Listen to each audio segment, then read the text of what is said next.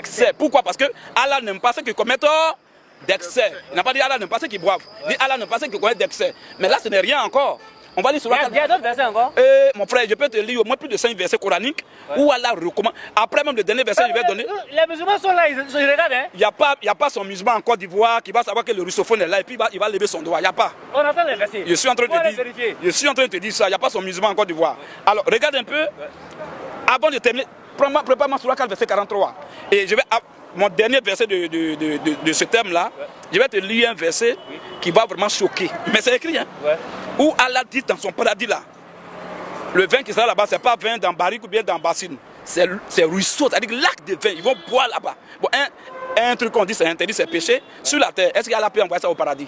Mais ça, c'est un verset que je vais donner après. On va lire sur la 4, verset 43, tu vas voir ça. 43. Oui, c'est ce verset que j'ai pris pour cogner plein de musulmans à Yopougon. Oui, vas-y un peu. Oh les croyants. Écoute bien. Oh qui? Oh les croyants. Quand le Coran parle des croyants, il s'agit là des musulmans.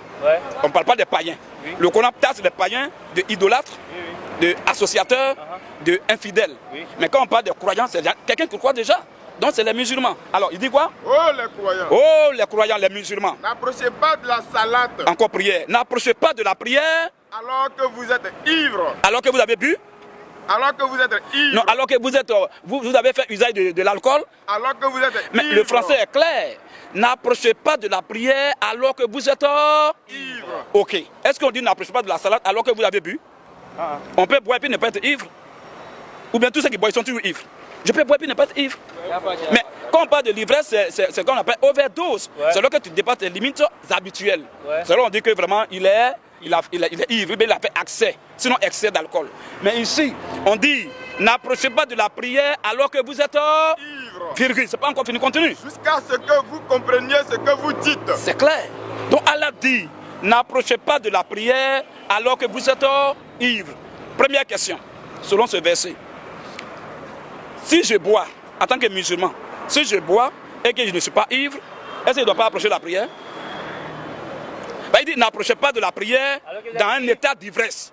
Bon, et si j'ai bu? Non, je viens. Première partie. On dit n'approchez pas de la prière alors que vous êtes ivre. Donc vous êtes en état d'ivresse. Ça veut dire quoi? Et si j'ai bu que je ne suis pas ivre, est-ce que je ne dois pas prier? Donc Allah ne m'interdit pas de prier. Si j'ai bu et que je ne suis pas ivre, Allah dit tu peux aller prier.